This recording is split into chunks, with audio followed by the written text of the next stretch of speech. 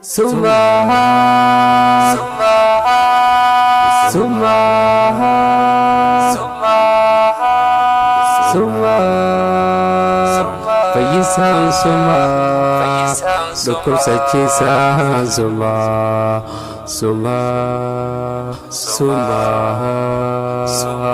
Abi harka khega marabbi qalbi inte zindabbatini furmani kharabbi tina marrani gatini masjid rabbi kuno jufama salatul jamaatu jufama dire qur'anati jufama iddu barnotati jufama nurati bisi ya rabbi bisi hamzuma nurati bisi ya rabbi bisi hamzuma kabir kakhigam rabbi qalbi inte sindabbatini kabir kakhigam rabbi qalbi inte sindabbatini corona virus Ebola HIV dukubo terabil fidaysa sirra tebisa hijadin numa ife gaddu hanganamni ife guhunduma rabbi khatitti debi iyi gara isuma fayyisani suma khan inni fide debisani suma ya rabbi ya rabbi ya rabbi nurra debisi khan debisu suma ya rabbi nurra debisi khan debisu suma dhukkuba fide khan debisu rabbuma bala facate khan dhaabu rabbuma kan biraattiin niyyatini doktora irraan eeggatini saayintistii irraan eeggatini kottu mee iyyime rabbitti kottu mee iyyime rabbitti dhukkuba fide kan deebisu rabbuma balaa facaate kan dhaabu rabbuma kan biraan barbaadini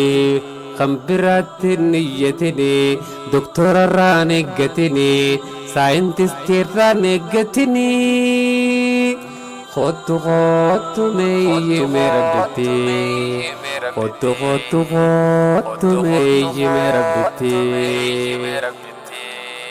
masjidni rabbii yoonee qalbiin koona cabe beeyti rabbii yoonee qalbiin koona cabe wanni nu dhibe kun yaa rabbii kooyoon waasi dhibe wanni nu dhibe kun yaa rabbii kooyoon waasi dhibe yaa rabbii qabda dandeettiin tee gudduma qabda dandeettiin tee adduma qabda qabaan kee adduma hooste addunyaa hundumaa hooste yaa rabbii hooste addunyaa hundumaa harka keenya bananne sitti iyyanne sagalee lallabanne nurraa deebisi yaa rabbii keenya rakkanne harka keenya bananne sitti iyyanne sagalee lallabanne nurraa deebisi yaa rabbii keenya rakkanne salaatul jamaantu qabnan masjidni rabbiitu qabnan diin rabbiitu qabnan sitti iyyine yaa rabbi obsuu dadhabnaan sitti iyyine yaa rabbi obsuu dadhabnaan dirmadhu dirmataa hunduma suma qofa irkoon dhuguma si malee humaa garre addunyaa si malee humaa garre addunyaa si malee humaa qur'aana khiyya masjida khiyya hajjitiyya umraatiyya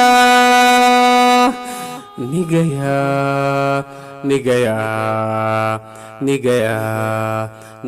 ya rabbi khiya nigaya ya rabbi khiya salatul jam'a khiya صلاة جماخية وهي أجائب ربي غيا لا لا لا لا لا لا لا لا لا لا لا لا تنديتي ربي ملالا